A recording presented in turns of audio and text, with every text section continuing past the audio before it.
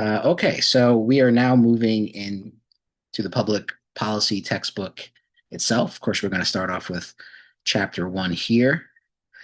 So the objectives that the authors lay out is to introduce and define public policy, differentiate between policy and politics, recognize why and how students should study public policy, and identify various types of public policies, and then outline the plan of the book, which we'll kind of skip over. So, what is public policy? Pressing problems include immigration, healthcare costs, student debt, wages, the budget deficit, climate change, plastic pollution, gun violence, gun rights, etc. Many other things you can add to that. Now, the textbook doesn't really elaborate on these themes too much here, but I thought it'd be interesting to obviously outline some of these issues a little bit more. So, immigration is a pressing public problem, supposedly. There are two sort of polarized views on this. You can agree upon certain factual uh, data points about this. So, for example, according to the Customs and Border Patrol, there were 2.4 million border encounters in the fiscal year 2023. There's an immigration court backlog of over 3 million cases with 4+ year waits. Um, Globally, the forced displacement of people, according to the United Nations, is over 117 million people. Now, if we look at this from a right-wing point of view, and we'll get more into how the public policy process works, but right off the bat, I want to try to uh, interject to what extent language plays a very important part in how we understand and define these public issues. So the sort of so-called right-wing point of view on this, if you were to sort of summarize it, a sovereign nation must control its borders. Mass encounters overwhelm law enforcement, create safety risks, and undermine the rule of law. High levels of unauthorized entry depress wages for low-skilled citizens, strain public services, and allow dangerous individuals, i.e., gang members, drug smugglers, potential terrorists, to enter undetected. If you talk to most people who have sort of a right-wing, view of this, almost inevitably they're going to say some version of this. Again, so according to several conservative sources, 2.4 million encounters is the worst year ever, which they regard as a sign of complete policy failure. 3 million backlog cases show the system is exploited. Many will disappear into the country before their court date. Global displacement is tragic, but the U.S. cannot solve the world's problems. Charity begins at home. So the policy implication for this: build a wall, reinstate Title 42, which was enacted during COVID to basically remove people based on a public health emergency, and catch and release, which is to catch people, then release them, massively expand detention and deportation. Many of these things have happened, of course. Now, from a sort of left-wing point of view, the open borders approach. This view could be summarized as human beings have a natural right to move freely across borders. Restrictive laws create a violent black market for smuggling, separate families, and trap people in poverty or danger. The U.S. economy depends on immigrant labor.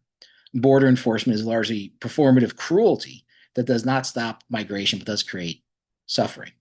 So, a drastically different point of view on this. But again, there'd still be an agreement maybe on the raw facts, some of the facts that I stated at the beginning. But again, the question is how these facts are interpreted. And this is kind of the point of this exercise right here, right? I mean, just confronting people with facts doesn't answer everything, right? Because how people interpret facts plays a very critical role, obviously, in the kind of opinion and the political policy that they support, based on their interpretation of the facts. So again, 2.4 million encounters is tiny compared to global displacement of over, again, 100 million people. The U.S. accepts a tiny fraction of those seeking safety. So the overall, if you look at the overall displacement of people fleeing countries going to other countries, the amount coming into the United States is relatively small. 3 million backlog is not evidence of exploitation, but of deliberate underfunding by Congress to manufacture a crisis. If courts were properly staffed, cases would be heard in months, not 4+ years. So again, there's the interpretation here that the high buildup of cases before immigration courts is somewhat a manufactured thing. But this could be resolved in a way if more funding was basically devoted to sort of expediting this process. The real problem is not too many people, it's that there's no legal path for most. Open borders would eliminate dangerous crossings overnight. So their policy implication would be to decriminalize border crossing, massively expand work visas and family reunification, close immigration detention centers, and provide a pathway to citizenship for all undocumented residents. Now, again, after hearing all this, you might think, where do you fit on this? Where do your views lean more towards? You might have more of a right-wing view of this or more of a left-wing view. Or, of course, like probably many people kind of fall somewhat in the middle of this. Now, again, another note on terminology here. What does encounters mean? So again, the idea of 2.4 million encounters is cited usually in a way to kind of alarm people. But one of the things that is lost in that is that encounters does not include or does not properly separate repeated encounters. So you see 2.4 million people, you think that that's 2.4 million people that have snuck across the border or have tried to sneak across the border. First of all, this also means that these are people that were encountered basically by the immigration enforcement. So they did not successfully make it across the border. But again, encounters oftentimes includes people repeatedly trying to cross the border. Oftentimes it is the same people trying to cross the border. So here you have just a snapshot of this from February of 2023. Again, using Customs and Border Patrol data, total encounters were over 200,000 people just in the month of February. However, unique individuals were only about 94,000, so less than half. Repeat encounters then, made up a significant portion of the people coming across. It doesn't say how many times these repeat encounters were. Many people may have been encountered more than 2 times, 3 times, or more, maybe. So that drastically reduces the amount of people, obviously,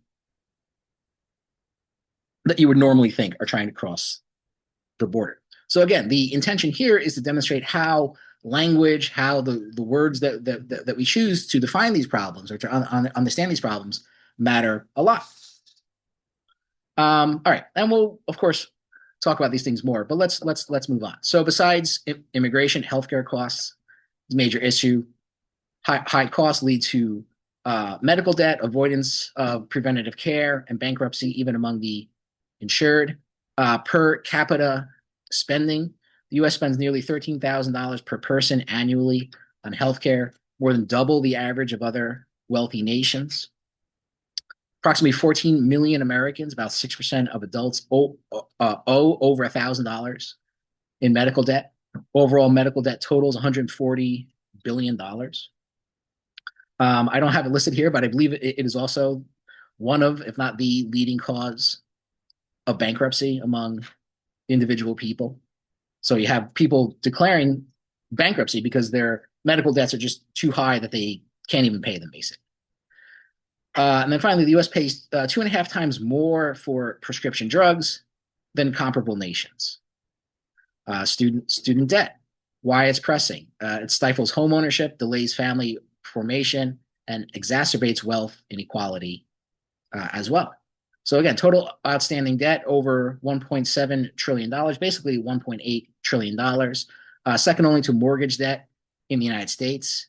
Average borrower balance is about $38,000, range about $20,000 for associates to $75,000 or more for graduate degrees. I would say that's probably low. Most people who go to some type of graduate school, post undergrad, probably easily see six-figure student loan debts. And that's a lot. Even $20,000 for people just getting, a 2-year associate's degree. Over 1 million borrowers default annually, 5+ years after graduation. 60% of African American borrowers owe 100% of their original principal due to interest accrual. So you're making interest payments, but you're not paying off the principal amount. And so basically the principal amount is left unchanged, even years later,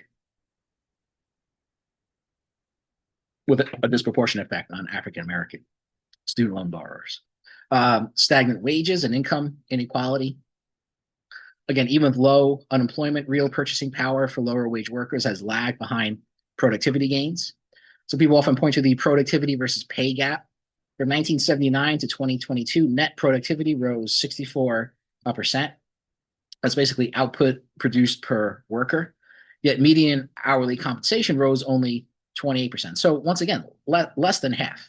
So workers are producing more stuff, and by producing more stuff, they're creating more value with their labor, but that is not reflected in their wages. Basically, their wages are drastically falling behind the value of the output that they are creating. The federal minimum wage of $7.25, which has been fixed since 2009 and has not changed since, is worth 27% less today in real terms than in 2009, and 40% less than in 1968. This is, of course, due to inflation. The $15 minimum wage debate, which is now at this point over a decade old, I believe. Over 30 million U.S. workers earn less than $15 an hour. Raising the minimum wage to $17 would lift 1 to 3 million people out of poverty. Now, I would push back against this a little bit because how the government, this is from the CBO, the Congressional Budget Office, which is important, institution that we'll encounter a lot in this class, actually. But how the government defines poverty, I would argue, is too low. In other words, you could be above what the government considers the poverty level and still realistically be living in poverty. So I don't know if that would drastically, improve people's situation. They would be better off than where they would, but would that entitle them to, a stable standard of living? Probably not. So should be aware of that. And then there's a lot that can be said about the minimum wage debate as well. But again, going back to this productivity gap, here's another graph. I believe this is also from the Economic Policy Institute. You can see from 1948 to 1973, productivity rose almost 97%. Hourly compensation rose almost as much, not quite as much, interestingly enough, but almost as much. From 1973 to 2014, productivity rose 72%, hourly compensation 9%. So since the 1970s, wages have generally been fairly stagnant. And again, when you account for the increase in the cost of living, people are probably actually losing ground, right? People are probably worse off than where they would be relative to the 1970s. If you were earning, the same income in the 1970s, you could buy a whole lot more stuff than you could now, including housing and things like that. Of course, you have to also consider the budget deficit and national debt. High debt can crowd out private investment, supposedly, raise interest rates, which is certainly true, and limit government ability to respond to crises, as well as to maintain a certain social welfare level. So the debt to GDP ratio, the GDP is sort of the sum total of the value of all goods and services produced in the United States. So sort of a measurement of the size of the economy. So you then see how much debt, the amount of debt, what percentage is that of the GDP of the country. It gives you a sense of the size and scale of the debt. So U.S. federal debt held by the public reached 98% of GDP in 2024, projected to hit 130% by 2034. So more than the entire value of the U.S. economy, essentially. Annual deficit is $1.6 trillion, driven by rising interest rates, now exceeding defense spending. I don't think that's completely true, but that's something that is reported on by some sources. Social Security, and Medicare. The U.S. now pays over $1 trillion annually. I believe actual defense costs are now over $1 trillion. So between defense spending, which is, the idea that we're spending this on defense is also, I would say, a misleading term as well. Military spending, I suppose, would be more accurate. Military spending and interest payments on the debt are now, quickly becoming the largest budgetary items for the federal government. The U.S. pays over, again, $1 trillion annually just in interest on the debt, more than the budgets of the Department of Education, Housing, and Urban Development, and Transportation combined. Now, who are these interest payments made to? Who loans the United States government money? Of course, banks and wealthy foreign investors as well, including central banks from foreign countries like China and Japan, which hold a lot of dollars that they get from trade with the United States. Saudi Arabia, which invests a lot of its oil profits into the United States, buying treasury bills and treasury bonds and things like that.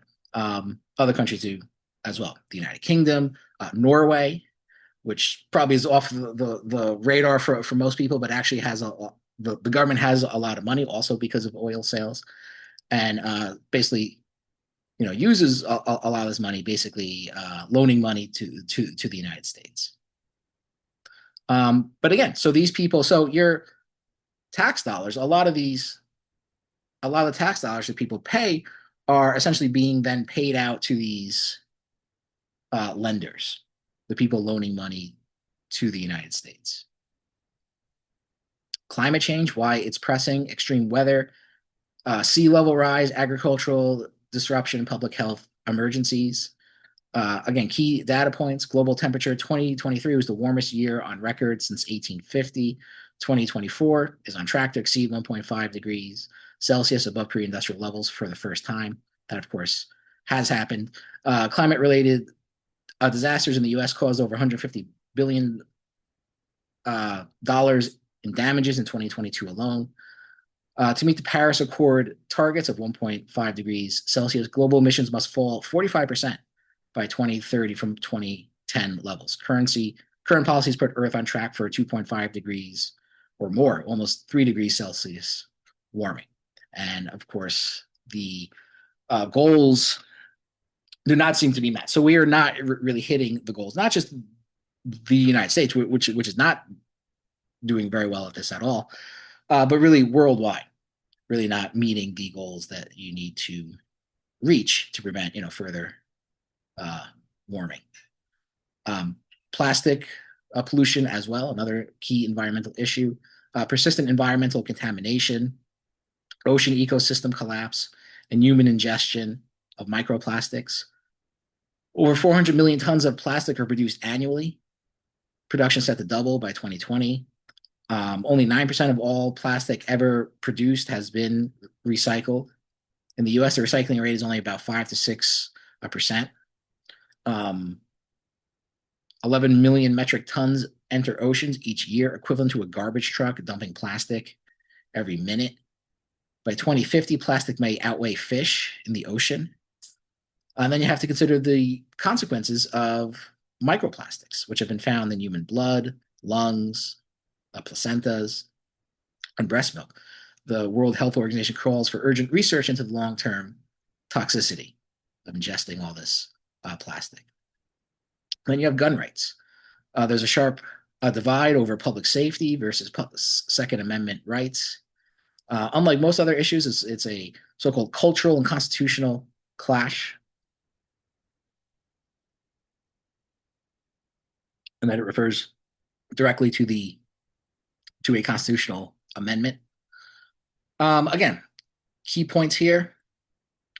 Over 48,000 gun-related deaths in the U.S. in 2022, including suicides, which account for 55%. So more than half of gun deaths in the United States are basically suicides.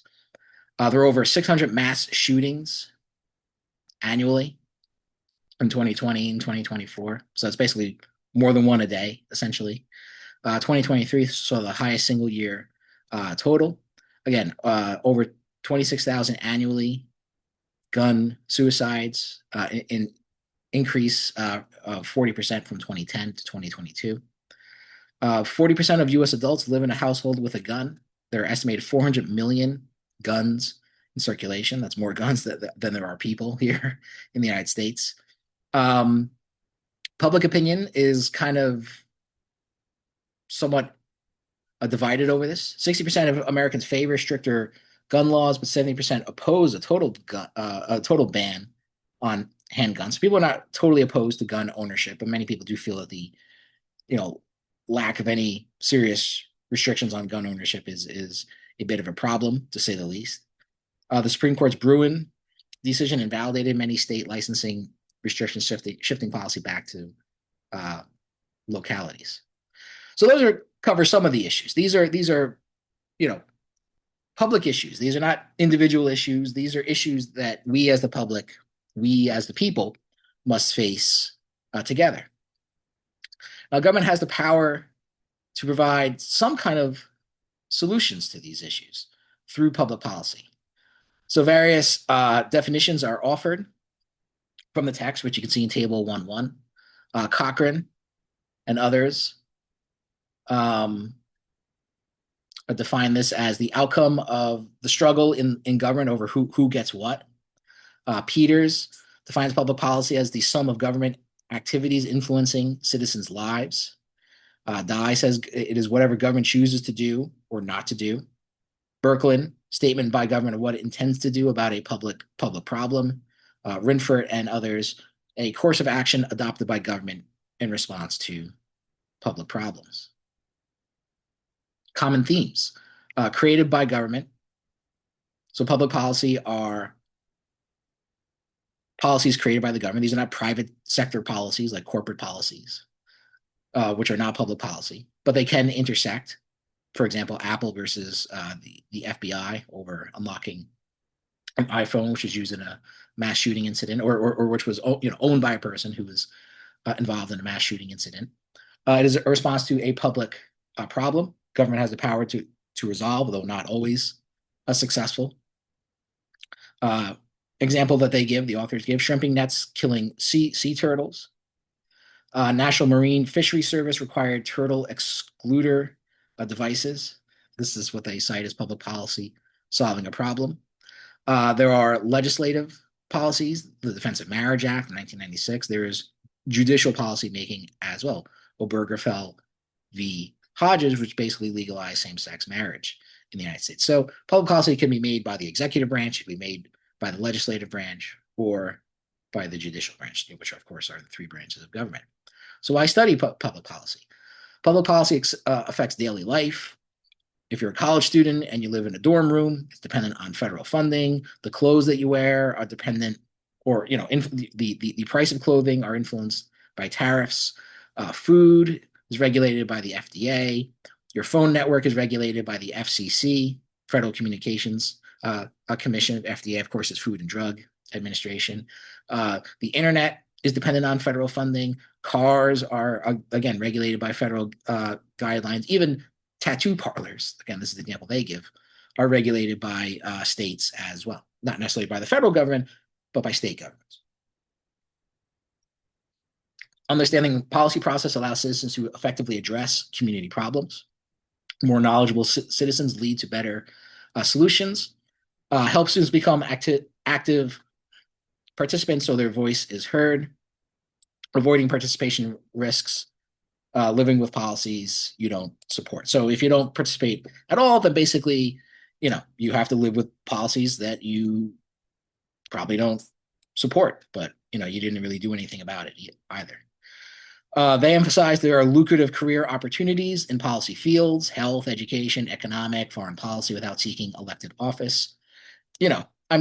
If that gets people, to read more and study public policy or study politics in general, then I guess that's a good thing then. Real life situations, they talk about abandoned malls, contaminated water, crime, deportation, healthcare costs will make policy knowledge relevant. How to study public policy. They say the policy process is complicated and exciting. Well, at least one of those is true. It's not a black and white issue. Political scientists use so-called allegedly pure theoretical science. Public policy research is often practical and applied. They give an example of the Journal of Policy Analysis and Management, articles on immigration, efficiency, housing vouchers for academic performance. They do reference certain theoretical frameworks, which we'll now talk about a little bit more. They talk about John Kingdon's multiple streams framework applied to real cases, immigration, education, and healthcare. Students learn to identify problems, develop solutions, and evaluate policies. So there are multiple approaches to try to understand how the policy process works. We'll start with the most traditional, the sort of 5-step model. Now, this is what you would call a descriptive heuristic, meaning a heuristic is sort of a teaching tool, something that you use to make things understandable. It is not meant to be a literal a description of what is going on. This is sort of a basic but somewhat fundamental approach to understanding how the policy process works. So it basically unfolds in 5 steps. Agenda setting, which is basically sort of laying out what the problems are. This is a very crucial part of the process because this determines what are the important issues. Some people, and a lot of people, would disagree over what important issues are, what are the things that need to be dealt with. Then you have policy formulation, formulating policies, formulating hypothetical solutions for dealing with these problems. Then you have policy adoption, which is where one solution becomes more legitimized over others. Then the policy is implemented, and then you have evaluation of the policy. How effective is the policy at solving the problem that has been identified? Again, this is a very basic approach, but we could sort of add on to this as well. So they mentioned John Kingdon's multiple streams framework. Explains why certain issues get attention and reach the policy agenda while others do not. It proposes that policymaking is not a rational, linear process. So going back to here, this follows a very sort of linear approach. Kingdon argues that the policy process, in fact, does not follow that linear path. Instead, it is a fluid process where 3 independent streams must converge to create what he calls a window of opportunity for major policy change. The framework rejects the idea that policymakers first identify a problem, then analyze solutions, and finally choose the best one. In reality, these activities happen simultaneously and often in an unconnected way. A policy is most likely to be adopted when the 3 streams align during a policy window. So this is an alternative approach to the conventional sort of 5-step policymaking process. So let's talk about this a little bit more. What are these 3 independent streams? The core of the framework is the idea that the 3 separate streams, problems, policies, and politics, flow through the policy landscape largely independently of each other. They are characterized by bounded rationality because of limited time, attention, and resources. Policymakers cannot consider all possible problems and solutions. So there are basically time constraints that sort of limit our ability to come up with solutions to these problems and even to identify the problems themselves. So the first stream, he says, is the problem stream, right? This is about how issues come to be perceived as public problems requiring government action. Problems are often socially constructed rather than objective facts. An issue gains prominence in this stream through 3 main mechanisms. Indicators, systematic data, or statistics that highlight a problem. For example, rising unemployment rates, increased homelessness, et cetera, can signal that action is needed. So you rely on data, which we often do. Focusing events. A sudden powerful event like a crisis, a disaster, or a dramatic incident can quickly draw public and policymaker attention to a long ignored problems like the 9/11 attacks, bridge collapse, mass shooting events, etc. Big issues that really draw the attention of the public, in other words. And then feedback, information about the success or failure of existing programs or policies can reveal new problems that need to be addressed. That's the first stream. The second stream is the policy stream, or the policy primeval soup. This stream is the environment where potential solutions to problems are developed, debated, and refined by expert analysts and interest groups. Kingdon called this a policy primeval soup. It is a market of ideas where many possible solutions are constantly being floated. A new policy idea is more likely to survive and be taken seriously if it is. So things to consider here. Is it technically feasible? It can actually be implemented in the real world. Now, again, all these things are very much debatable things, right? How do you define what is technically feasible? Many people argue that single-payer healthcare in the United States is not technically feasible. But what are they basing that on? Do you just believe them at face value, or do you require more information? Is it value acceptable? It aligns with the values of the public and key decision makers. It is anticipated to be affordable. The expected costs are within a politically acceptable range. As ideas evolve in this soup, advocates work to soften up the public and other policymakers to make them more receptive. Now, again, I think there are a lot of assumptions that are sort of built into this that are not fully being explained here, but we'll just leave it here for now and maybe return to this later. Then you have the political stream. This stream is the most volatile and concerns the political environment.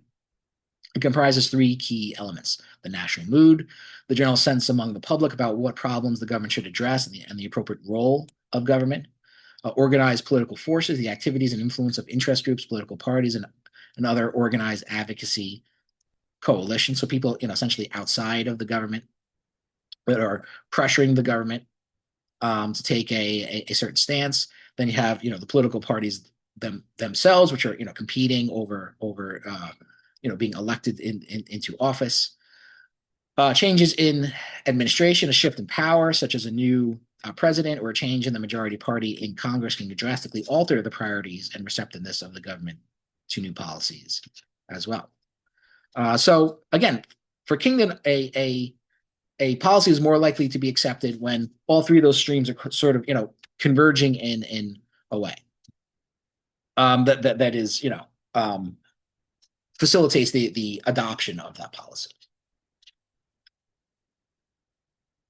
That it favors, the political mood, that the costs of implementation are believed to be, feasible. That has already been identified as a public issue that needs to be solved. When those things sort of, converge in a way that allows for the adoption of a policy, and then the policy is basically more likely to be adopted. However, he also further specifies the role of what he calls policy entrepreneurs. These are dedicated individuals or groups within or outside of government who are not just idea generators, but active political strategists. They recognize a fleeting window of opportunity and work tirelessly to exploit it, acting as surfers waiting for the right wave. So, this seems more of an idealistic account of what these policy entrepreneurs are. I mean, policy entrepreneurs are essentially hustlers in a certain sense. They are people who are, very aggressively, acting to make sure that the policies that they favor basically win out. So they use several strategies to do this: coupling, actively working to link a specific solution from the policy stream to recognize problem in the problem stream, and a favorable climate in the political stream; presenting an issue in a way that resonates with the public mood and the priorities of key decision makers; selling their solution, using their connections, expertise, and political skill to persuade others that their preferred policy is the best course of action; and then softening up, gradually preparing the public, interest groups, and policy makers for a new idea long before a window of opportunity opens. So that's more or less Kingdon's approach. Now, like I said, there are, I think, problems with it, and it's sort of like neutral approach to things. In my opinion, it doesn't properly, account for the role of power and the asymmetries and disparities of power that exist, as well as the larger sort of, social context as well. There are various other approaches. I won't, spend too much time talking about them. But you have the punctuated equilibrium approach. Policy stays stable for long periods. Institutions, policy monopolies, and suddenly shifts when the problem is redefined, the new actors break in. This could be better for explaining why most policy is boring incrementalism punctuated by explosive change, more realistic than Kingdon's constant windows. You have the advocacy coalition framework. Policy change happens when competing coalitions, each with deep beliefs, battle over decades, learning and shifting strategies. Good for long-term issues, climate change, guns, abortion, emphasizes ideology and stubbornness, not opportunism.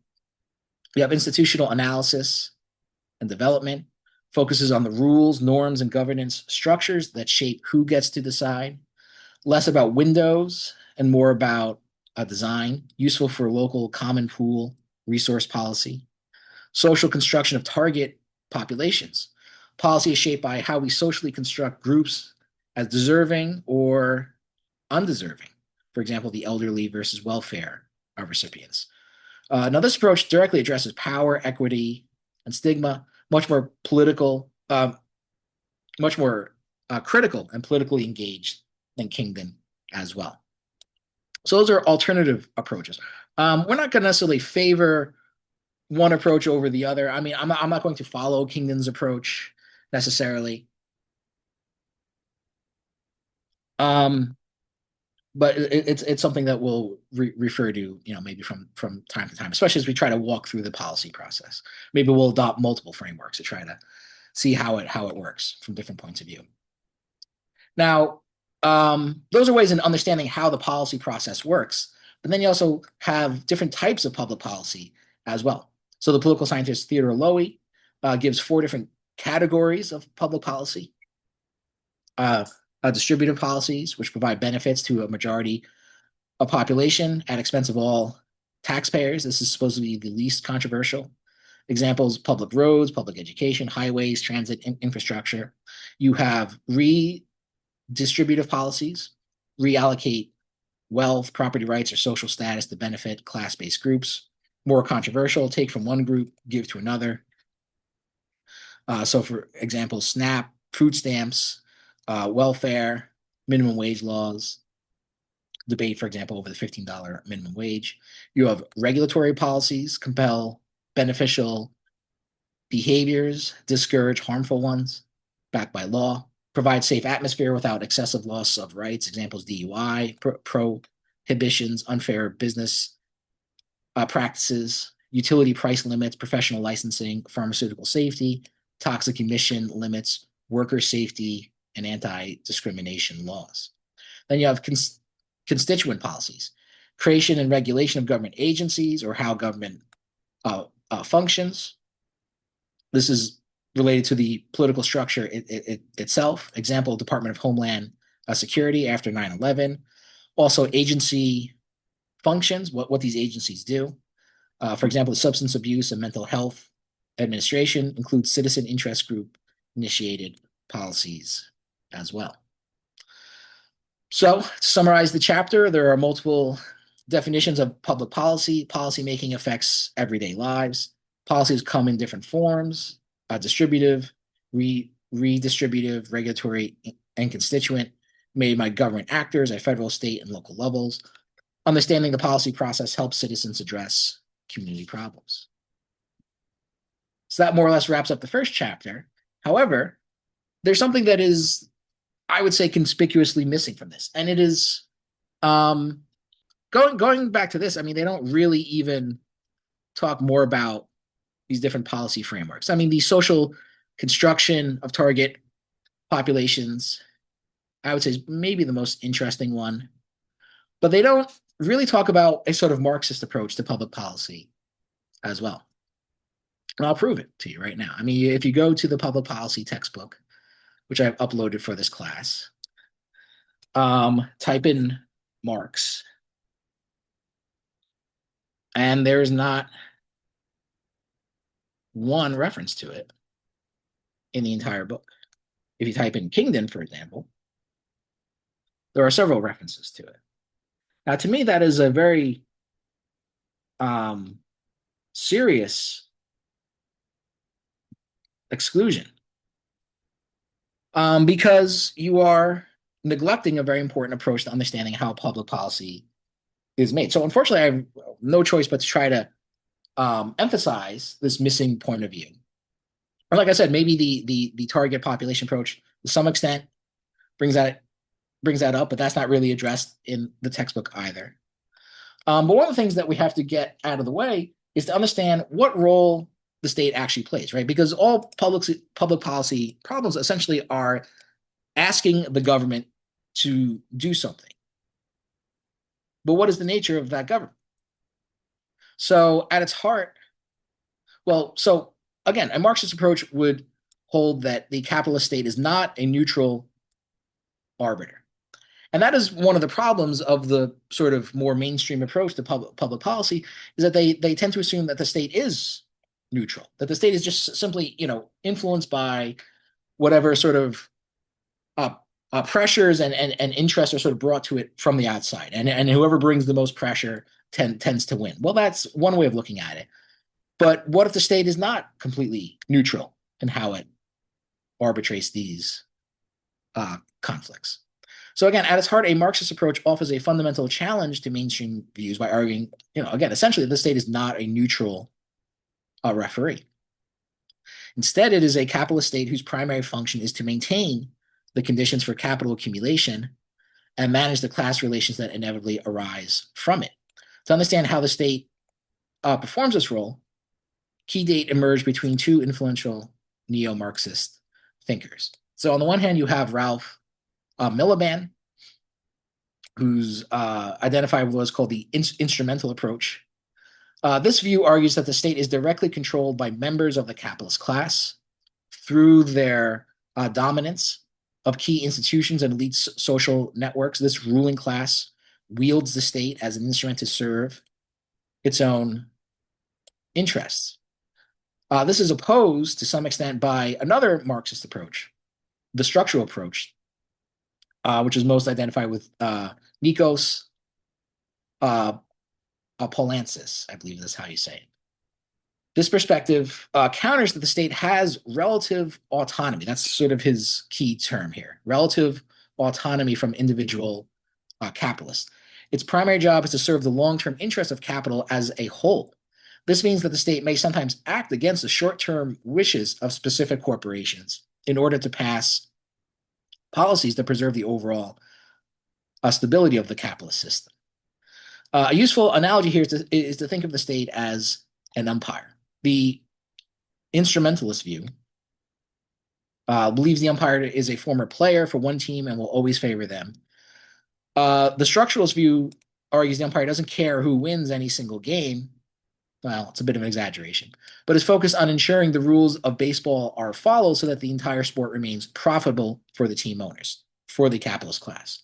So it's more about preserving sort of the long-term dominance of capitalism rather than just favoring a specific, corporation over another one.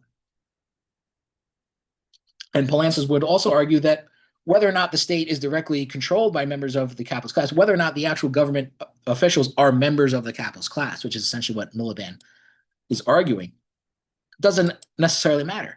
Politicians can come from a working class background, but once they are in the state, are compelled by the same sort of structural forces to maintain the stability of the capitalist system. If for no other reason than to pervade, major economic crises and the sort of social upheaval that comes from that. So I would say that between the two, Poulantzas has a more sophisticated approach. Building on this foundation, later thinkers developed more specific frameworks to analyze concrete policy areas. So you have James O'Connor's book, The Fiscal Crisis of the State, a text analyzing the inherent budgetary contradictions of the welfare state. So according to O'Connor, the state performs two contradictory functions: accumulation, helping businesses make a profit, and legitimation, maintaining social peace through welfare policies. The cost of these functions can outpace its ability to raise revenue, leading to chronic deficits and political conflict over taxes and spending. This can be applied to debates over tax cuts, infrastructure spending, and social program funding. So basically, the basic idea would be that maintaining the welfare state eventually comes to a point where it begins to sort of conflict with the profit motive. And so to maintain the profit motive, you have to then scale back the welfare state, which is essentially what you have been seeing in the so-called advanced capitalist countries since the 1970s, especially in the United States. Another book, Contradictions of the Welfare State by Klaus Off, a more nuanced analysis of welfare policy. Off explored how the welfare state manages the labor force, regulates social conflict, and secures loyalty to the capitalist system. However, these programs create their own problems, such as high costs, workforce disincentives, and public backlash, according to Off. Or Oof. I'm not exactly sure how to pronounce his name. But I mean, there's an interesting idea here in that even the welfare state is not necessarily, or the expansion of social welfare is not necessarily a victory of the working class. You could argue that it becomes a strategy to more efficiently control the working class, to keep the working class sort of, embedded within the capitalist system, to keep them working, and to once again prevent the social upheaval that could potentially at least, topple the capitalist state. Then you get to the strategic relational approach by Bob Jessup. And I'm going to spend some time talking about this one. So this is a more sophisticated model that avoids the instrumentalist, structuralist split. It sees the state as a strategic terrain. Policy outcomes are the result of a strategic gain between different class forces, all operating within a social structure that is biased towards capital. Again, if you search Jessup's name in the textbook, he doesn't come up either. This offers a richer view for analyzing, for instance, the political battles over healthcare reform. Similar to this view, you have the book Democracy for the Few by Michael Parenti. I've added this to the class too as a secondary or recommended reading. It's not mandatory, but I think you should read it, or at least as much as you can. So for Parenti, he thinks that the definition of politics is much broader than what mainstream textbooks like the one that we are using for this class offers. Politics is conflict and conflict resolution among competing interests, not just elections or politicians' actions. Politics is a struggle to achieve goals, redefine goals, and transform the system itself. And this also, of course, plays into how the policy process works. So Parenti talks about what he calls the politico-economic system. Most public policy centers on economic issues, key government functions, taxing and spending, regulating economic activity, government structure reflects this economic involvement, departments and agencies tied to economic management, congressional committees focus on finance and spending. So the government becomes a sort of a tool to manage the economy, usually for the benefit of the capitalist class. And that could even include, again, providing a certain amount of social welfare, but just enough to more or less keep most of the population quiet. You have the part of the population that doesn't need social welfare, and then the part of the population that does need social welfare, who could become potentially a revolutionary force because they're not benefiting from the existing status quo, but you provide just enough social welfare to keep those people more or less passive and complacent, and so they won't rise up against the government. I mean, it's actually kind of simple when you think of it in those terms. So Parenti emphasizes, of course, that politics and economics are inseparable. Economics concerns the production and distribution of scarce resources, is a source of class conflict. Politics is essentially the extension of these conflicts into public decision making, and both basically shape material conditions and survival. So let's return. So I would argue that Parenti's approach to understanding politics and American politics is somewhat similar to Jessup's approach.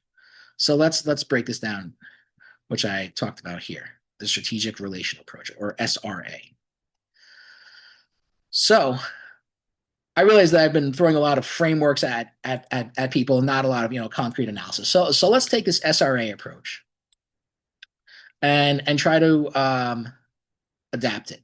So first of all, let's break it down a little more. So you can boil down the SRA into a straightforward framework for analyzing any policy issue.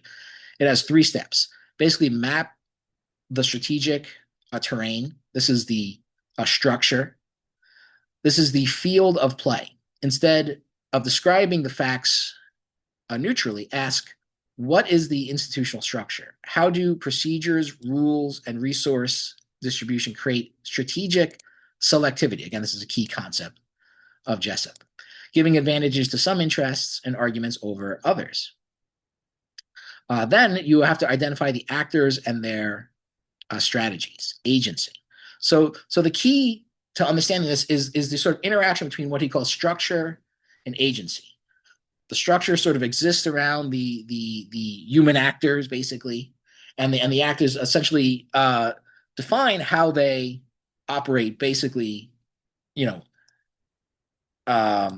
accordance to some extent what the structure is. The structure sets sort of certain limits for what you can or cannot do, or certain things may be possible, but they become harder to do than other things. So policy actors don't just react to structures, they strategize. So you ask, who are the key players, classes, interest groups? What are their perceived interests, and what strategies do they use to advance them? Then basically you combine both together, obviously. When you understand the strategy of actors and how the structure interacts with that, this produces an outcome. So the outcome is the emergent result of the interaction. How did actors' strategies succeed or fail? How did the strategic terrain shape outcomes? And how did actors' agency reshape the terrain? So let's run through one case study. And of course, we'll do this more, especially in the latter part of the class. But I think, at the outset from our first, essentially, real class, let's try to go through this a little bit, make this a little more understandable. So let's take the issue: should student loan debt be forgiven? So how would we apply this approach? Identify the key institutions: the Department of Education, Congress, the courts. Map the rules and biases that shape the debate: the bankruptcy code, budget scoring rules, powerful finance lobbies. This is the strategic terrain. Then agency: identify the key players: student debtors, banks, credit agencies, politicians. For each, articulate their likely strategy and the resources at their disposal: protest, lobbying, lawsuits. And then finally, debate the potential outcomes. Does the terrain favor the status quo? Of course, in most cases, that's going to be yes. Could a crisis create a window of opportunity for a challenger strategy to succeed? So again, we'll deal with this issue of student loan debt. We'll start from a structure, then work our way to agency, then look at the actual outcomes. So when considering the issue of student loan debt, what is the strategic terrain or the structure that you have to look at? So basically you have to identify what the key institutions are. Understanding the formal role of the primary institutions is the essential starting. So of course, Congress holds the power of the purse, the power to spend, and the ultimate authority to create, amend, or repeal laws. Any lasting change to the student loan system requires a congressional action. Recent examples such as the One Big Beautiful Bill Act, which overhauls the student loan repayment system for new borrowers, demonstrate Congress's decisive influence. The push and pull between parties is also visible in political battles over rules for the public service loan forgiveness program. So Congress is one of the key institutions, not the only one. The U.S. Department of Education, of course, is another one. The primary administrator of the federal student loan portfolio. Its power lies in interpreting vague laws, writing regulations, and servicing the 1.6 trillion. That's actually more like 1.8 trillion portfolio. With the Big Beautiful Bill set to replace existing IDR plans with the new repayment assistance plan by July 2028, and ongoing legal battles over the Biden-era SAVE plan The department has significant power to shape and implement programs, and administration can also attempt to radically reshape or even close the department. Federal courts are another key institution. The judicial branch is a crucial arbiter. Its rulings on the legality of executive branch actions, for example, student loan forgiveness plans, or on private disputes, for example, the undue hardship standard in bankruptcy, fundamentally define what is permissible. Litigation over the SAVE plan has caused chaos and uncertainty, delaying or preventing relief for millions. Then you have the CBO, or the Congressional Budget Office.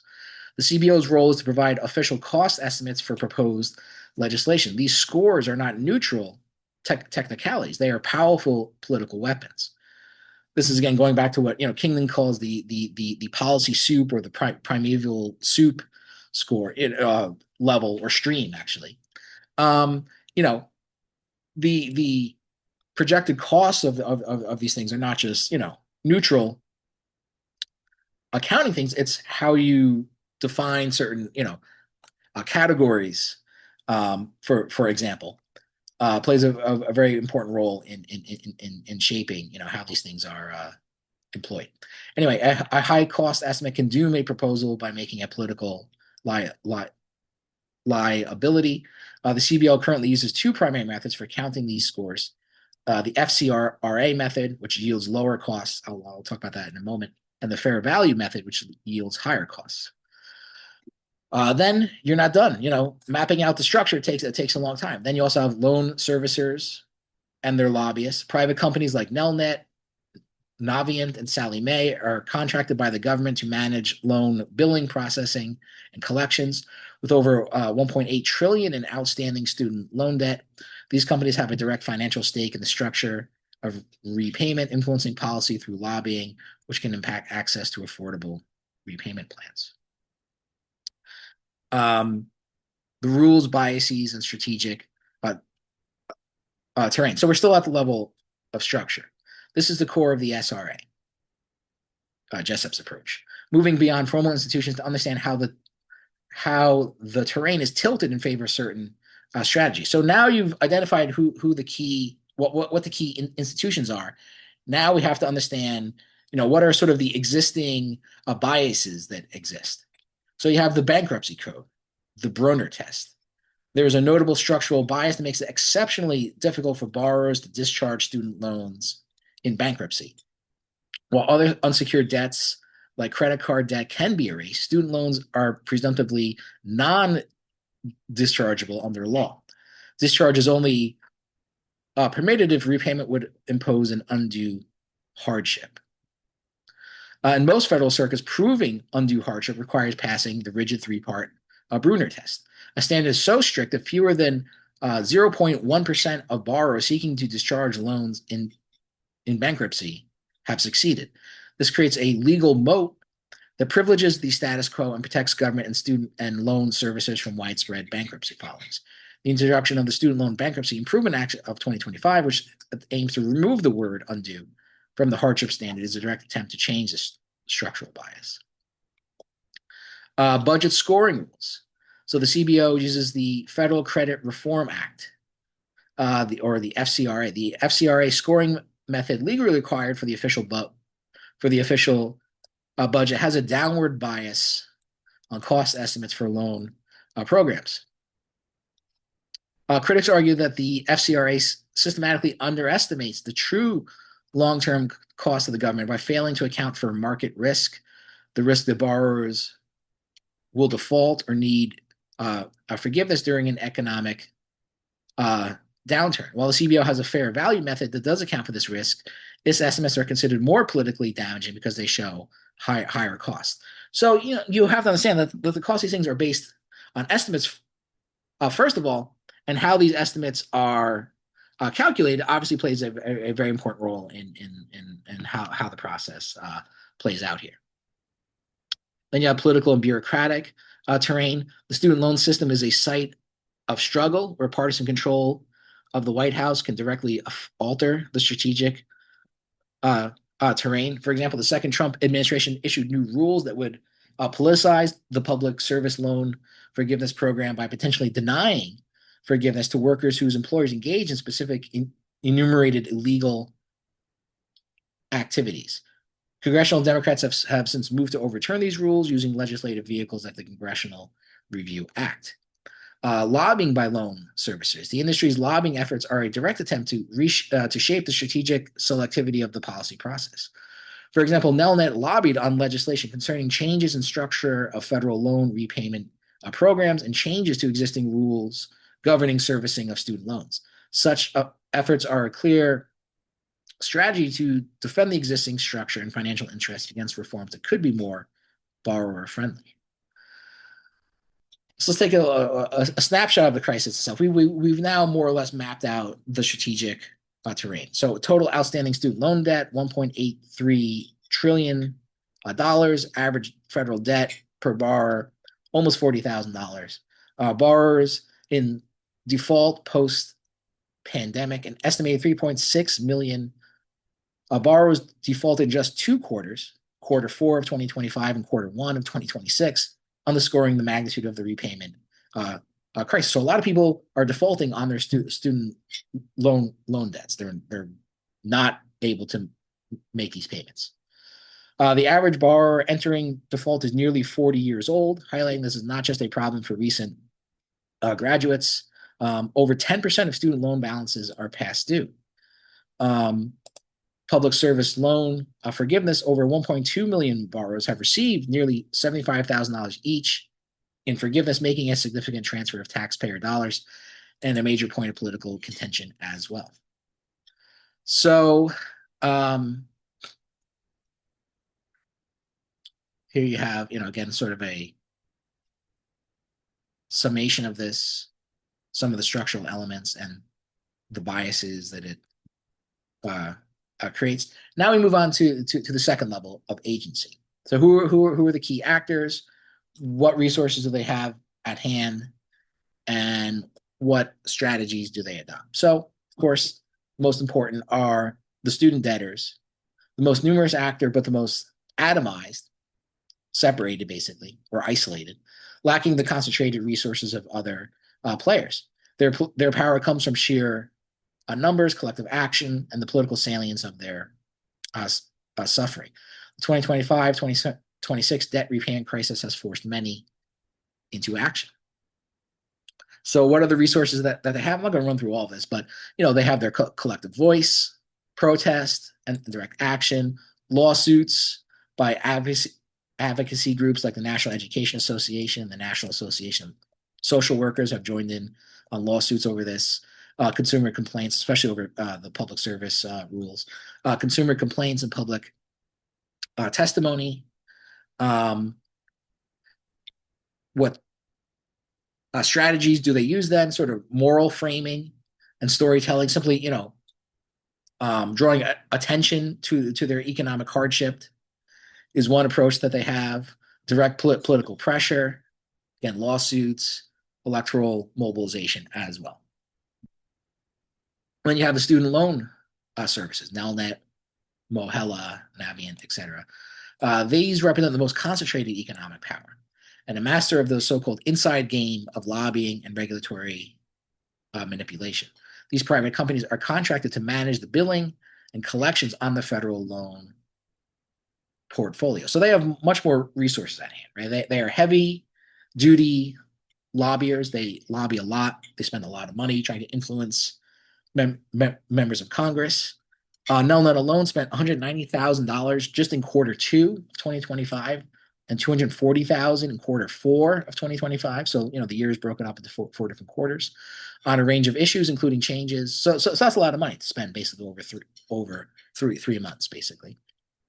Including changes in structure of federal loan repayment programs and legislation governing the loan allocation to servicers. Open Secrets data from 2006 also shows that the industry also had spent heavily on lobbying, with companies like Nelnet and the U.S. Education Finance Group active on cases where all the lobbyists basically hang out. They have legal and administrative expertise, employing teams of lawyers and policy experts to navigate regulations, create favorable or craft favorable interpretations, and push for deregulation of the industry. They have a direct line to the Department of Education and other regulatory bodies. I mean, the U.S. Department of Education literally contracts with these companies to service the debts. That's why if you have student loan debt, most student loan debt comes from the government. But then they essentially kind of outsource it out to these companies to basically collect the debts, which they get major fees for doing as well. So they have a very close relationship with these companies. They have industry networks like the organizations like the Student Loan Servicing Alliance provide a unified lobbying voice to preempt or kill state level bills that would impose stricter oversight. So what are the strategies that they use? Well, of course, they continue with their lobbying. They also have lawsuits of their own. They forge alliances, building relationships with universities to secure preferred lender status on campus lists, funneling future borrowers their way in exchange for donations. This strategy ensures a steady stream of new customers, debtors, into their system. So, again, I mean, these companies basically make money on your debt, basically. That's the only way that they can make a profit.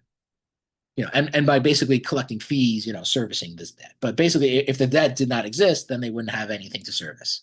So they're basically making money off your debt. Building a public reputation, using press releases and marketing materials to brand themselves as customer focused and innovative, while behind the scenes working to limit regulatory constraints. Another actor that doesn't get talked about as much are the credit rating agencies, Equifax, Experian, and TransUnion. These are silent but powerful secondary actors. Their technical decisions about credit reporting have a massive material impact on the life chances of millions of people. They are not directly elected, of course, and are rarely the focus of public outrage, making it a passive but structurally powerful agent.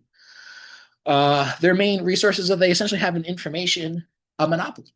They're the designated gatekeepers of creditworthiness for the entire U.S. economy. Your credit score basically comes from these three agencies, and just these three. Their technical reporting standards are the law of the land for lenders, landlords, and employers. They are shielded by the Fair Credit Reporting Act and operate with significant regulatory capture. Their strategy is basically to follow the rules. Their primary strategy is to comply with federal law, which increasingly means automatically reporting any delinquency after 90 days. They are not policy advocates. They are profit-driven data aggregators who enforce the rules of the game as established by the Congress and the Department of Education. In the absence of strict mandates, they tend to implement reporting rules conservatively, prioritizing the demands of their customers, the lenders, over the well-being of borrowers. Now, we should also consider the cost of default as well. For context, the consequences of the strategic terrain described in step one become the level of structure, become devastatingly real at this level. When a borrower defaults, the credit score impact is severe. In the first quarter of 2025, over 2.2 million student loan recipients saw their credit scores drop by 100 points, and another million saw drops of 150 points or more. For a borrower, this is not just an abstract number, it is the closure of access to mortgages, car loans, and even employment. And then the fourth actor that you have to keep in mind are the politicians themselves, of course, right? These are the most visible and contested players whose electoral incentives structure their entire approach. They are the public face of the struggle. They control the government. They have the electoral base and the ability to mobilize voters. They have congressional powers to craft laws, obviously a pretty important thing here.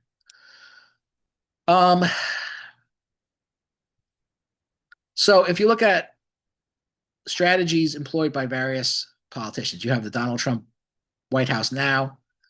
Their position and strategy is market-driven, dismantling and punitive enforcement, which means basically they aim to reduce the federal government's role, shrink the debt portfolio, and increase conditionality on forgiveness.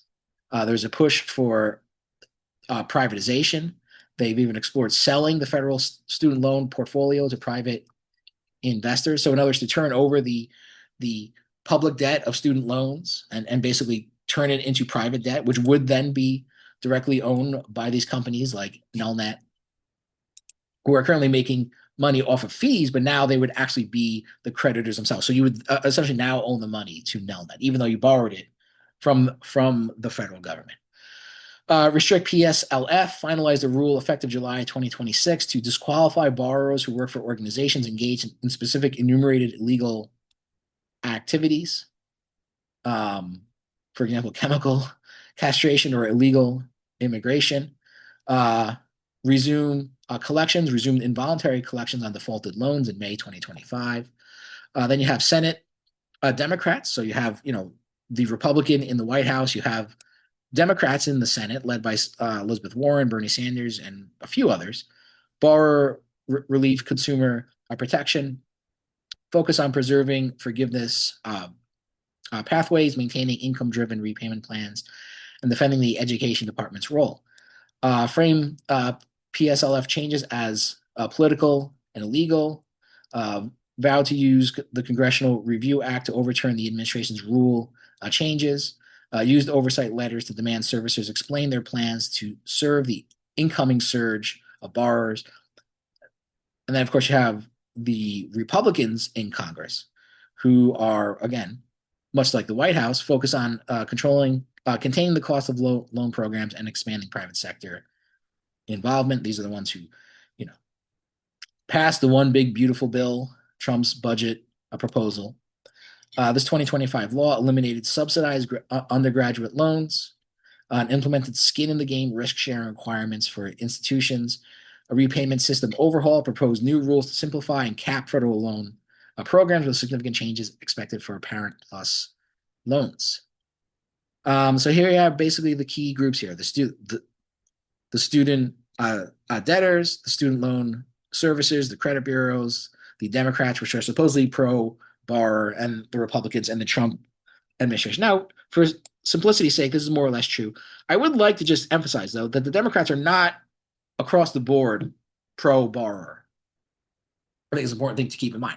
Whereas the Republicans are. The Republicans are basically consistently anti-borrower, if we're going to define them as the Democrats as pro-borrower, then the Republicans are basically anti-borrower, pro-lender.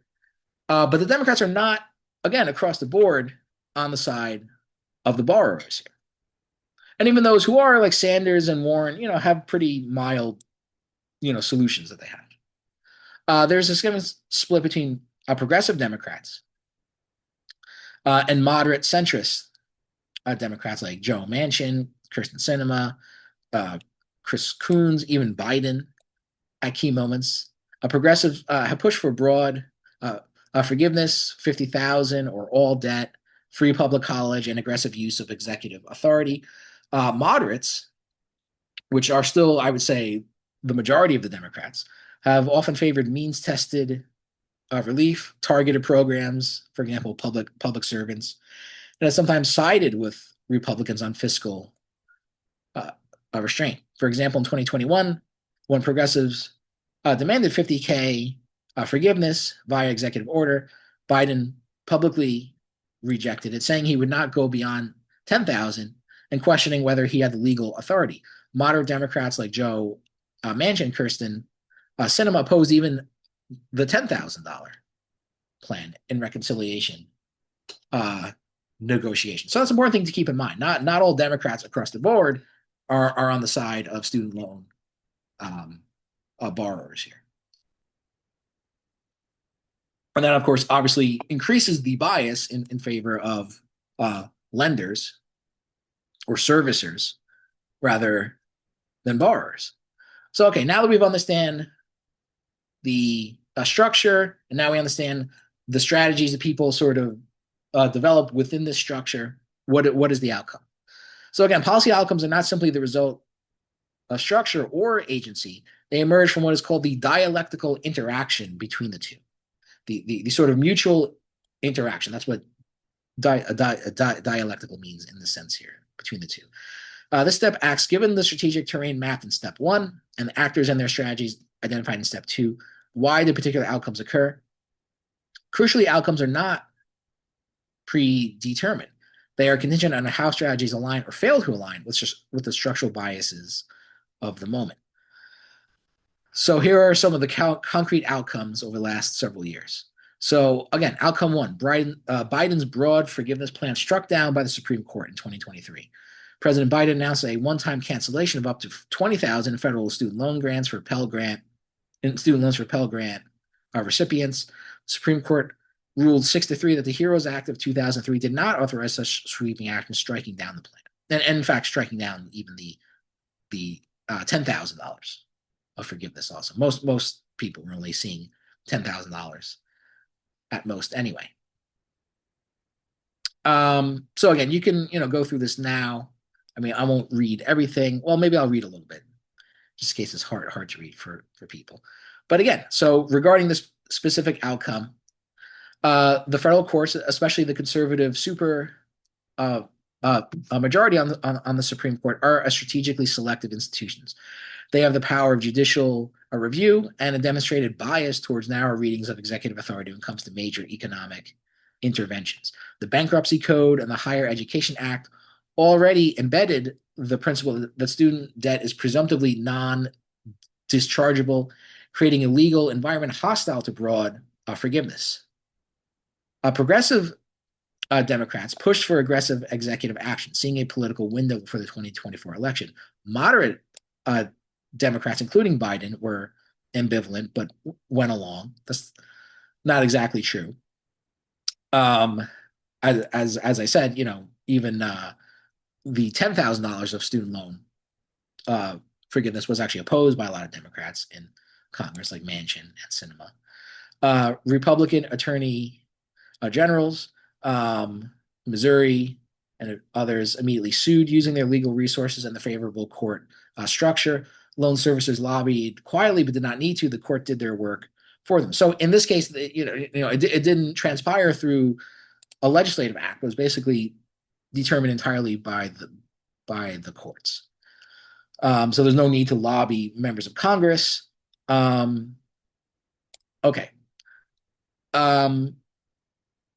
You also have to account for sort of the random events that happen as well. The death of Justice Ruth Bader Ginsburg and her replacement by Justice Amy Coney Barrett in 2020 shifted the structural terrain dramatically. Had the court been 5-4 liberal, the outcome might have differed. This illustrates contingent necessity. The outcome was necessary given the existing balance of forces, but that balance was itself the product of prior political struggles. So the outcome, the structure, the conservative federal judges, the Barrow, plus the narrow interpretation of the law, defeated the strategy of executive action on forgiveness. Borrowers lost, servicers and debt and deficit hawks won. Outcome 2, the SAVE plan, launched 2023, then blocked by course 2024 to 2025, which has now been completely shut down. The Biden administration created the SAVE plan, income-driven repayment plan, which lowered monthly payments, shortened forgiveness timelines for small balances, and prevented interest accrual if minimum payments were made. After implementation, federal courts issued injunctions blocking key provisions. So it doesn't say here, but what was a major aspect of the SAVE plan? Under existing plans, you have to pay, 10% of your adjusted gross income. So if you make more money, your payments go up. If you're making, relatively low amounts of money, then, you're not going to have to pay a lot. But, even people at a, fairly moderate level of income, 10% of your income basically is a lot. The SAVE plan was supposed to lower that to 5%. That's it. No a forgiveness of loans or anything like that. Just making your monthly payments a little more manageable. So, you have to keep in mind here, how mild these things really are, right? A radical response would be to eliminate all student loan debt to make all colleges free. I mean, those would be actual radical solutions, right? And you see how far we are from things like that. We're not even talking about we're talking about forgiving a tiny portion of debt. Even forgiving $50,000 is, that might be good for undergraduates, but wouldn't be good for people who go on to graduate school or law school or medical school. $10,000 isn't even, only a third of basically the student loan debt, or less than a third of the student loan debt that most undergraduates have. And you couldn't even get that passed. Now we're talking about a payment plan which would, cap your payments at 5% of your income rather than 10%. And you couldn't even get that passed either. Even that was eventually beaten down. But I'm getting a bit ahead of myself here. So how did this conflict play out? The attempt to pass the SAVE plan. The Department of Education has delegated authority to write regulations under the Higher Education Act. That authority is not unlimited. Courts review challenges under the Administrative Procedure Act, which required agencies to follow proper notice and comment procedures and not exceed statutory authority. The Eighth Circuit Court of Appeals, where many challenges were filed, has a conservative reputation and strategically selective against expansive executive action. Pro-borrower groups, NEA, Student Borrower Protection Center, supported SAVE and filed amicus briefs. Republican state attorneys general, led by Missouri and Nebraska, sued again. Mohella, by the way, which is one of the major student loan services, is based out of Missouri. I think that's what the M in Mohella stands for, in fact. Argued the plan exceeded the department's authority and cost too much. Loan servicers expressed operational concerns, but did not lead the legal fight. They benefited from uncertainty that kept borrowers in less generous plans. So here again, the loan servicers did not act directly, but they didn't really have to, right? Because attorney generals in states like Missouri, where again a loan servicer like Mohella is based out of, basically did the work for them. They didn't have to do anything themselves. They were able to count upon the initiative of various Republicans in state government to do this. Basically, the court injunctions did not kill SAVE entirely, but froze its most generous provisions. This, in fact, now has been completely undone by Trump. By the way, the timing mattered. The injunctions came just as millions of borrowers are exiting the payment pause, creating confusion and administrative chaos. This chaos, in turn, reinforced a structural bias toward the status quo. Partial defeat for borrowers. The SAVE plan was a strategic innovation using regulatory authority to bypass Congress, but the judicial branch's structural selectivity limited its reach. The outcome was not a total loss, but a stalemate that favored servicers and conservative legal actors. So not a total loss, but again, in the grander scheme of things, it was, because now this has been completely, again, dismantled by Trump. Outcome 3, the One Big Beautiful Bill Act overhauls repayment in 2025. What happened under unified Republican control of Congress and the White House? The One Big Beautiful Bill Act was passed and eliminated subsidized undergraduate loans, replaced existing income-driven plans with a single repayment assistance plan. So again, completely killed the SAVE Act or SAVE plan, and required skin in the game risk sharing from universities. So Congress, under unified Republican control, is a terrain that privileges cost-cutting, deregulation, private sector solutions. Budget scoring rules made progressive alternatives look expensive while making the Big Beautiful Bill's provisions appear fiscally responsible. I'm not quite sure how you could argue that it is fiscally responsible, given that it explodes the deficit even more, but I guess that's one interpretation of it. The Senate filibuster was bypassed using budget reconciliation, a procedural tool available only when a party controls both chambers and the presidency. Congressional Republicans used their majority aggressively, with committee chairs drafting the bill in closed sessions. Moderate Democrats were powerless to stop it, but used floor speeches to frame it as an attack on low-income students. Loan services lobbied heavily for provisions that protected their role. They succeeded in keeping servicing private. Progressive Democrats organized protests and social media campaigns, but without legislative powers, they basically had no real influence. Borrowers were largely reactive. Their protests did not alter the legislative outcome. I would also argue there was basically a lack of really significant protest over this as well.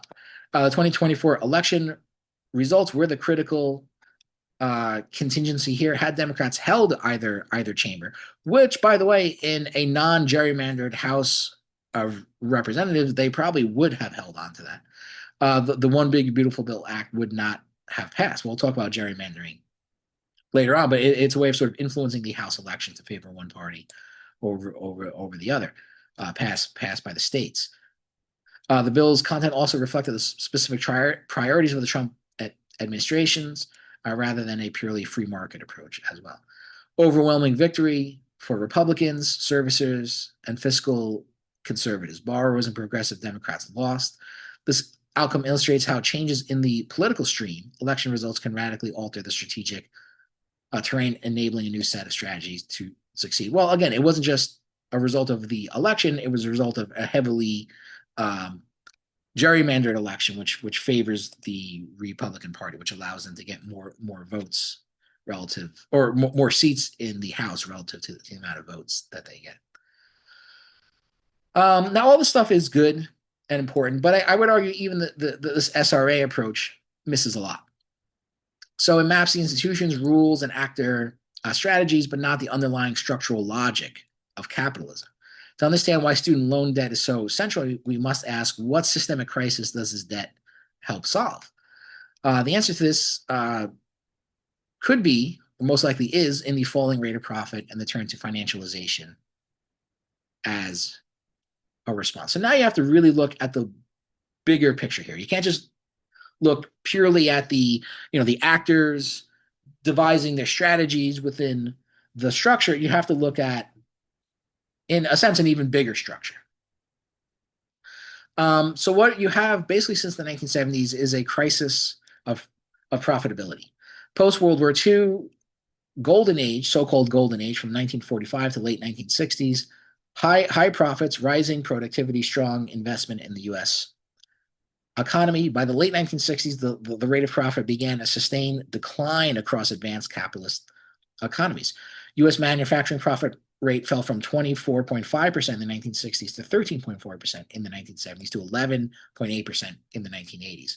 So the profits that industries were able to generate were becoming less and less. The percentage of profits that they were getting was less and less, which was eventually beginning to impact their actual profits. The main cause of this, according to Marx's theory, is the displacement of workers by machines. This is what Marx calls a rising OCC, or organic composition of capital. There's a lot to unpack here, and I can't do it fully right now, but basically the idea is that as capitalism develops, there's more of a tendency to replace workers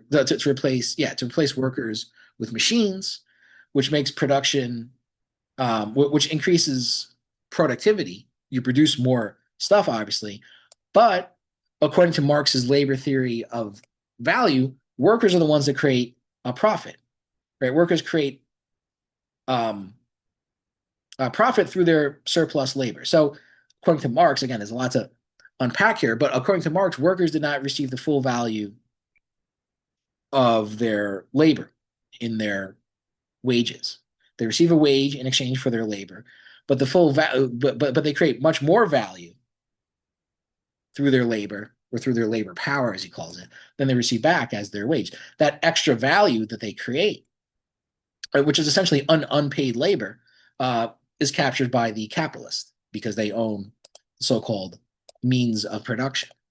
However, what happens as you replace more and more workers with machines? Well, machines don't create surplus value, as he calls it. So there's a tendency for the capitalist system to basically undermine itself as it develops more and more. This poses an existential crisis for capital: how to maintain accumulation where productive investment yields less profit. So there are many solutions to dealing with the falling profit rate in the 1970s. One very important one was to basically squeeze workers more, lower their wages, make them work longer hours, bring more people into the workforce that hadn't already been. Two was to basically outsource to find cheaper sources of labor overseas. And the third major approach to dealing with the falling profit rate is to shift the economy from an industrial base to a financial base, financialization, as people call it. This could be termed what the Marxist geographer David Harvey calls a spatio-temporal fix. So space, you move capital to new geographic territories. Temporal or time, deferring crises through debt and credit expansion. So the way in which these companies delay the inevitable crisis that's going to happen once their profits fall low enough is to just take on more and more debt, and to allow for more and more credit to be handed out through low interest rates and deregulation of finance. Financialization combines both. It creates new assets out of future income streams, student loan interest, expands credit to households to absorb surplus capital and maintain aggregate demand. The result is profitability is propped up not by producing more value, but by extracting value through financial channels, including interest payments on household debt. So basically, what we're talking about here is that the American economy now basically thrives on debt, and that it needs to extract, debt payments out of people in order to allow for, credit for more debt, basically, to circulate. And this is used to buy up stocks and bonds and real estate and things like that. But your student loan debts, your mortgage debts, which is really the biggest one here, not necessarily student loans, but student loans is an important part of it. But mortgages, if you're paying rent, you're basically paying somebody else's mortgage. Credit cards, auto loans, all these basically become means of extracting payments out of people, which then make their way into the hands of banks, and the banks are then able to loan out additional loans at very low interest rates. I mean, Marx talks about in volume 3 of Capital that the interest rate is in many ways affected by the supply and demand for bank capital, as he calls it. So if banks don't have as much money to loan out, then the interest rate is going to go higher, which means that the cost of paying debts is going to go higher. When the interest rates are low, banks loan out a lot of money. People borrow a lot of money because the interest rate is low, and this fuels this financial speculation, basically. So when profits from production fall, capital seeks alternative revenue streams. One alternative is interest on household debt, mortgages, credit cards, auto loans, student loans.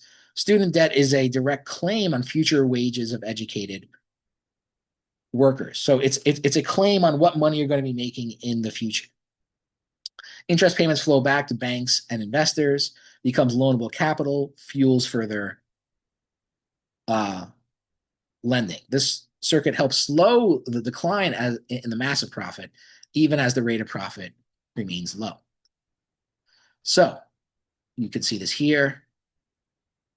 There's been a shifting, again, of capital investment from production to finance. So more and more money is basically going into financial activities.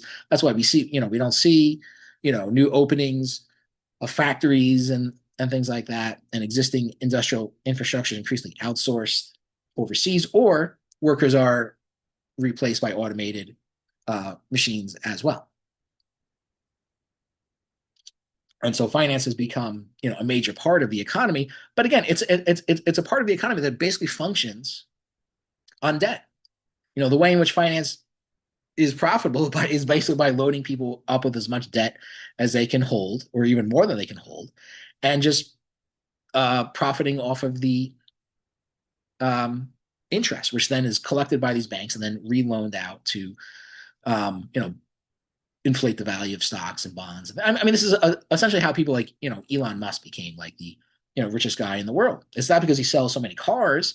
It's because the price of his stock of Tesla stock, and now he's doing a new public offering for SpaceX soon. It's not through actually producing things. It's basically inflated stock values. But these inflated stock values are made possible by low interest rates and by, again, the massive amount of money that is coming into these financial sectors. But a major part of that comes from the debts that you and everyone else are paying. Basically, if we weren't constantly paying off these debts, then these banks wouldn't have as much money to loan out. Basically, so if student debt is a structural fix, one, not even the primary one. Again, the primary one would probably be housing, but student debt is a major secondary factor here.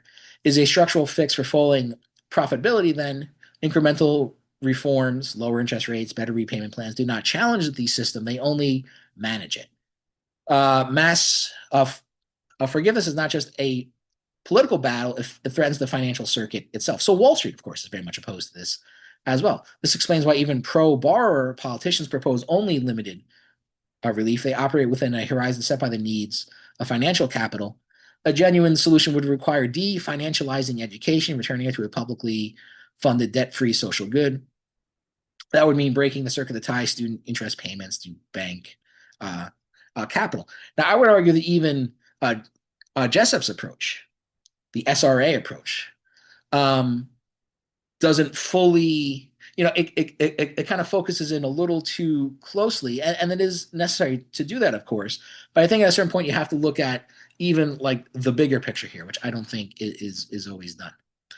And that pretty much wraps up that portion of the class. So I'm going to conclude here. We'll pick this up next class. Okay, so take care.